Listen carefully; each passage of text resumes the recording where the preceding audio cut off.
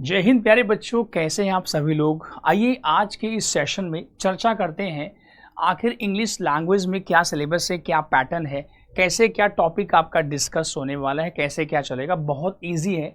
एक बात आप ध्यान समझो, आपके एग्जामिनेशन में जो 15 क्वेश्चंस इंग्लिश लैंग्वेज के आएंगे बहुत आसान से वो क्वेश्चंस होंगे, डिफ़िकल्ट कतई नहीं होंगे। चर्चा करते हैं टॉपिक क्या क्या रहेगा, कैसे उसको क्या करना है, उसमें कैसे कैसे क्वेश्चंस आपके बनते हैं। सबसे पहले इंग्लिश लैंग्वेज में जो आपका फर्स्ट टॉपिक होगा वो है स्पॉट द एरर, यानी कि फाइंडिंग मिस्टेक वाला जो क्वेश्चन आपका बनता है। सबसे पहले हम इस क्वेश्चन की बात करेंगे। आपको पता है स्पॉट द एरर वाला जो टॉपिक है ये आपके एग्जाम में आएगा।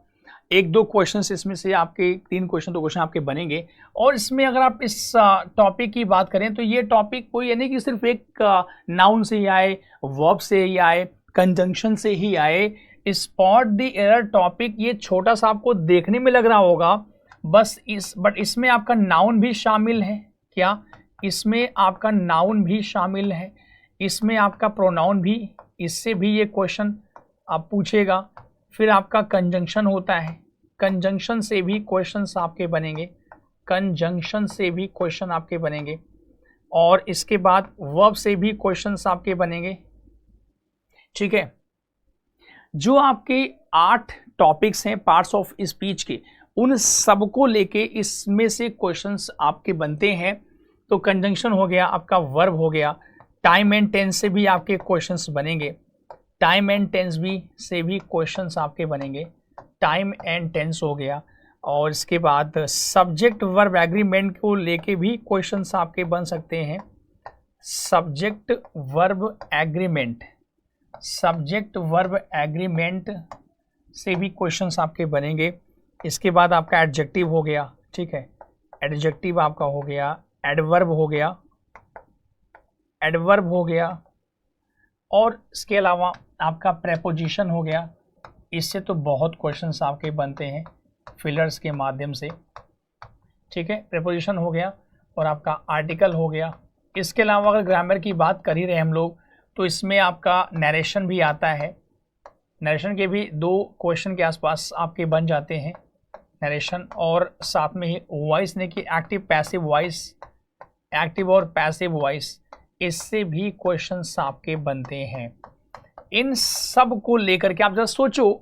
वैसे इस ग्रामर के इन टॉपिक्स का मतलब केवल स्पॉट द एरर तक सीमित नहीं है, बल्कि ये सारे क्वेश्चंस बच्चे आपके जो हैं वो फिल इन द ब्लैंक के माध्यम से भी, सेंटेंस इंप्रूवमेंट के माध्यम से भी ये क्वेश्चंस आपसे पूछे जाते हैं।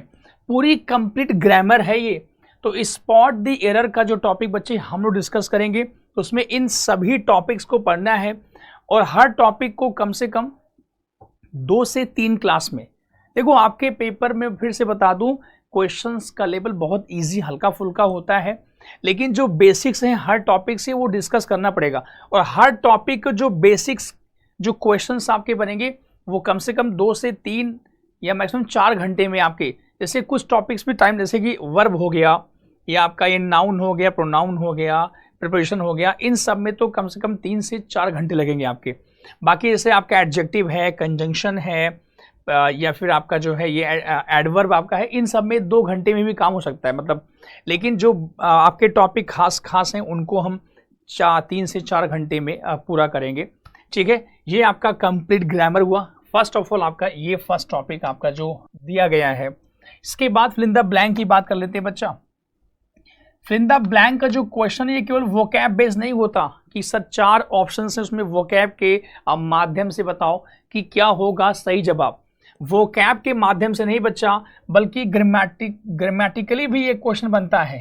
ठीक है ना, तो ग्रामर को लेके भी फिलर्स के क्वेश्चन आपके बनते हैं। तो ग्रामर अगर आप पढ़ लेंगे पूरे टॉपिक्स तो कहीं ना कहीं फिल इन द ब्लैंक भी आपका साथ में कवर हो जाएगा।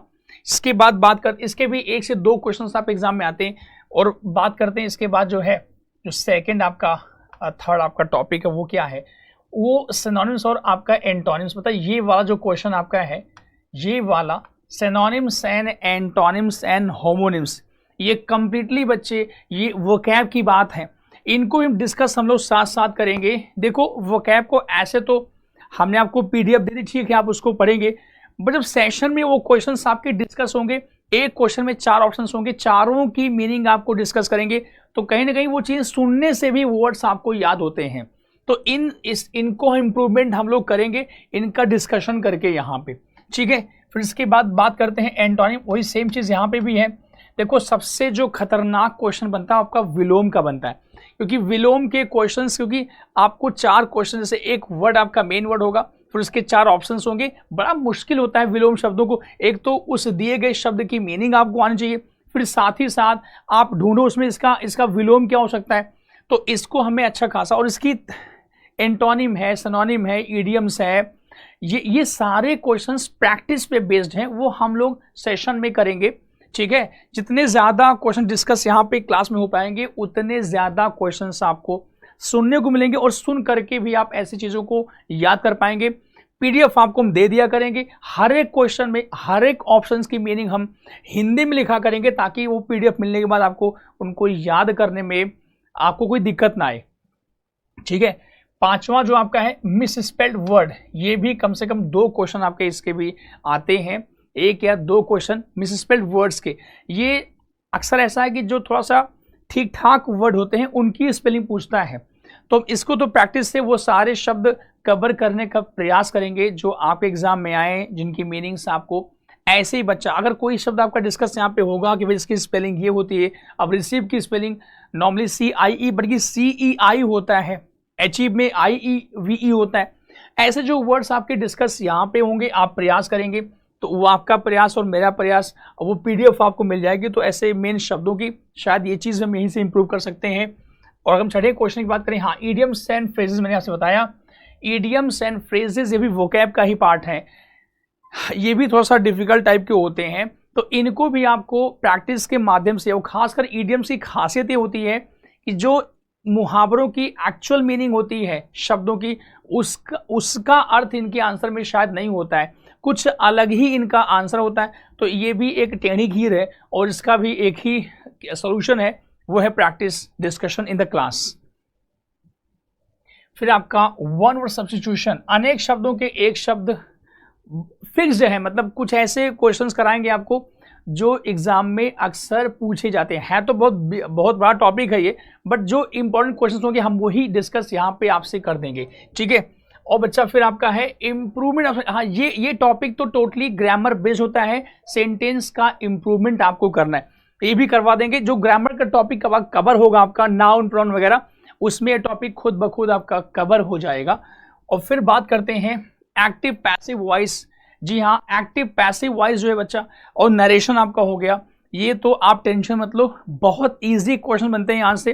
जैसे वर्ब की सेकंड फॉर्म का पैसिव पूछ लेगा, नरेशन भी बहुत हल्का फुल्का, मतलब बहुत डिफिकल्ट लेवल नहीं जाते हैं, बहुत इजी पूछते हैं। और फिर जो थोड़ा बहुत दिक्कत अगर आपको है भी, तो वो हम लोग क्लास में पढ़ेंगे, प्रैक्टिस के माध्यम से बच्चा इस चीज को भी हम लोग क्लियर कर लेंगे, ठीक है। और कन्वर्जन, हाँ वही नरेशन वाला क्वेश्चन आपका ये तो हो ही गया डिस्कशन।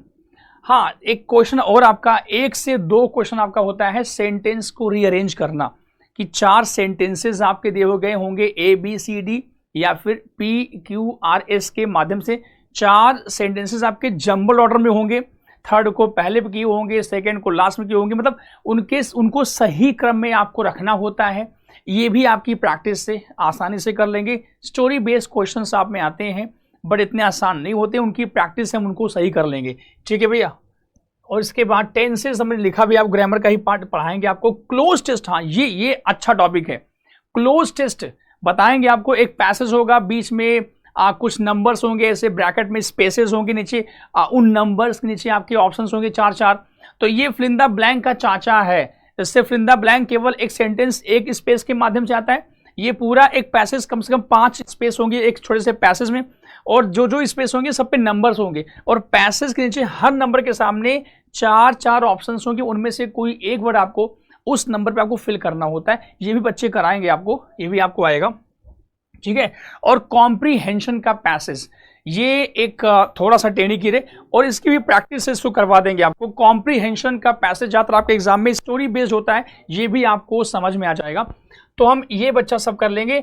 और संकल्प बैच आपको पता है प्यारे बच्चा जो जुड़ चुके हैं बच्चा, बहुत सी बात है। और आप सब जुड़िए। कोई भी अगर आपके आसपास का कोई दोस्त यार हित मित्र हो बच्चा, बहुत बढ़िया सा बैच है, बहुत स्ट्रांग टीम प्यारे बच्चे इसमें है और दमखम हमने लगा दिया हम लोगों ने। और हमारा सिर्फ उसका नाम भी संकल्प है, संकल्प किया है कि सिलेक्शन सारे बच्चों को दिलाएंगे भैया। तो आशा करता हूं कि आप सभी लोग इस बैच को ज्वाइन कीजिए, संकल्प बैच को। और जिन्होंने ज्वाइन कर रखा आप उनसे पूछिए फीडबैक क्या है, कैसे क्लासेस उनको मिल रही हैं। टाइमली क्लास का पीडीएफ, साथ में प्रैक्टिस के लिए डेली प्रैक्टिस पेपर का भी पीडीएफ आपको साथ में बच्चे दिया जा रहा है, कोई डिले यहाँ पे नहीं हो रहा है। और 9 आवर्स की क्लासेस आपकी हो रही हैं। तो अगर कोई लेट कर रहा है बच्चे, अभी स्टार्टिंग का ये बैच है, आप उससे बोल दो। दिसंबर तक हम लोगों को टाइम मिला हुआ है और हम लोग लगातार 9 घंटे आपको पढ़ा रहे हैं पर डे इस बैच में। और संडे को भी हमने आपसे बोल रखा कि संडे को आपको नहीं छोड़ेंगे क्योंकि सिलेबस ज़्यादा है, कंप्लीट करना है, आपको सिखाना भी है बच्चा। तो ये बैच आप ज्वाइन कर सकते हैं। अगर आपने ज्वाइन कर लिया तो जो आपके आसपास कोई अगर मित्र वगैरह उनको भी आप ये सजेशन दे दीजिए कि वो भी इस बैच को ज्वाइन कर लें फटाफट। ठीक है भैया, तो ये इस तरीके से है बच्चा। इंग्लिश की जिम्मेदारी मेरी है, बस हमने एक रिक्वेस्ट आप सबसे कर रखी है बच्चा कि बी पंक्चुअल, बी पंक्चुअल। आप सिर्फ एक काम करना, केवल आप क्लास में बच्चा अगर रेगुलर हो प्यारे भैया तो बस हर चीज बच्चे आपको हम सिखा देंगे। ठीक है भैया, चलिए तो इन्हीं शब्दों के साथ, और हाँ जो टाइमिंग बच्चे मेरी है वो क्या है, डेली 1 PM पर इंग्लिश की क्लास प्यारे बच्चा डेली 1 PM पर हुआ करती है ना बच्चे। तो आशा करता हूं कि हमारे बच्चे इस क्लास में आएंगे और अपने सपनों को साकार जरूर करेंगे। इन्हीं शब्दों के साथ बच्चे आप सभी को जय हिंद, जय भारत, जय सिया राम, और आप सभी को भैया राधे श्याम। फिर से मिलते बच्चे अपने अगली क्लास में। Thank you so much. जय हिंद, जय भारत।